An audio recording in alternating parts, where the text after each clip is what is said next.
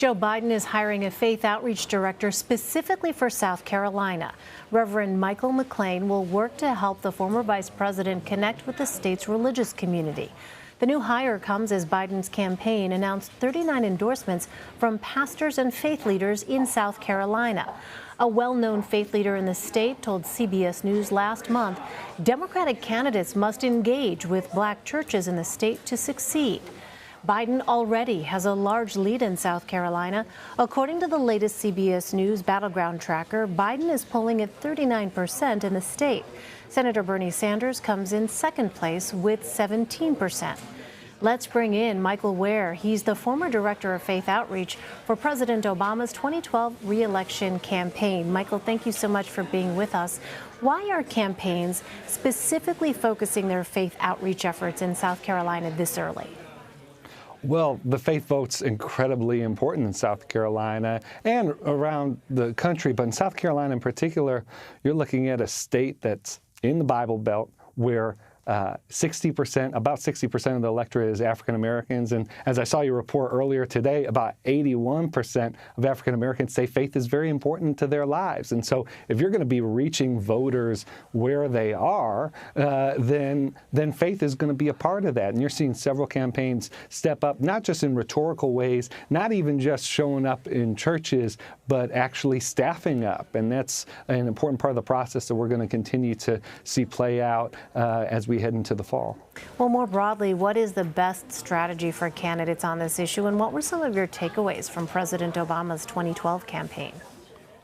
Yeah, so, I think about faith outreach in three categories. You're going to think about rhetoric, and just you want candidates to be able to connect with people of faith and their values. And America's faith communities are very diverse, so that's going to look different faith communities have different values. You want to meet them where they are, just like any other voter. So rhetoric.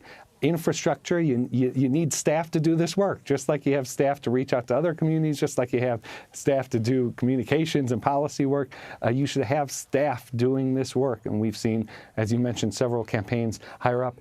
And then in policy, again, just like any other constituency, you want to be able to connect your policy priorities with their priorities. This isn't just about sort of being able to quote Bible verses. These are voters with interests and values, and you have to make your case to those voters. So, for instance, in 2012, President Obama's campaign put out a faith platform that was President Obama's best case to America's faith communities about why he deserved their vote. And, I think other candidates should do a similar thing and explicitly make the case, and there is one to be made. Well, we mentioned the 39 endorsements former Vice President Joe Biden has received from faith leaders in South Carolina, as well as the hiring of a faith outreach staff specifically for that state. Should we expect to see his campaign use this strategy in other states?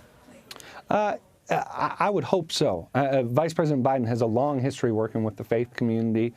He worked with the faith community as he was vice president in the Obama-Biden administration. And so I do think that we'll see this reach out to other states. In South Carolina, it's going to be important. And, it's important to note, it's not just important because 39 religious leaders are supporting Vice President Biden.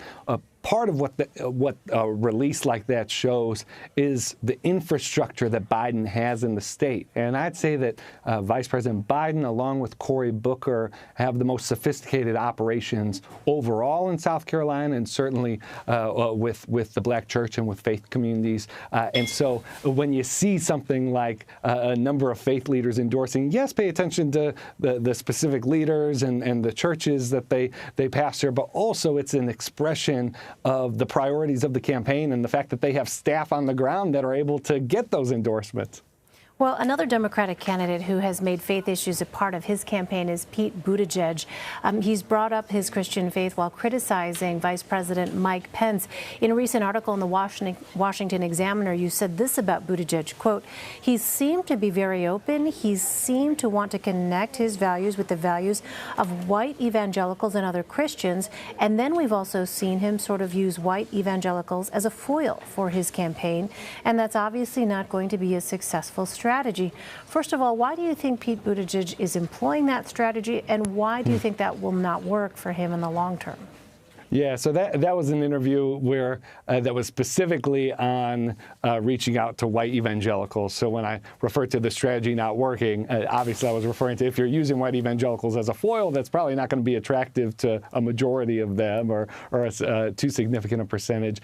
I think Mayor Pete has been one of the most proactive when it comes to faith. He is the only candidate to have a national faith hire, so to have a staffer at the national level that's helping him sort through opportunities and challenges with when it comes to faith leaders and faith issues, and I think that's really promising. And then on the rhetorical side, as you said, Mayor Pete's led the way. I do think that there's this tension in his campaign that we've also seen in Senator Harris's campaign, particularly in the Trump era. The tension is, do you tell a positive story about the role of faith in America, or do you sort of capitalize on what I think is a growing cynicism about the way that faith in this administration, the Trump administration, have sort of worked together? And that's a tension point for all these campaigns. Some are going to take a more positive approach, which I'd advise, but we have seen Mayor Pete also try and use faith as a foil and sort of call out Republican hypocrisy, which is definitely a strategy, and in a primary might motivate certain segments of the electorate to vote for him. Right. A general could be something entirely different, Yes, though, as you know. That's right. So is there anyone, Michael, in the Democratic field you think who is not focusing enough on faith issues? Well, I think Senator Harris. I think Senator Harris, and I say that in part because I think she has, there's a lot of untapped potential. I know that she's been in South Carolina. She has spoken in churches, but there's just a lot more potential for her. To my knowledge, she hasn't really, I don't believe she has a faith hire in the state. If she does, they've kept it pretty quiet. And she has, in her announcement speech, she referred to slaveholder religion and sort of rejecting a bad form of religion. I'd like to see her talk a little bit about the positive role faith can play in America, particularly if she was president. And I think that's going to be important for her as she looks to South Carolina and as she looks to building a national coalition. All right, we'll continue to watch it. Michael Ware. Michael, thank you very much for your time. Great to be with you.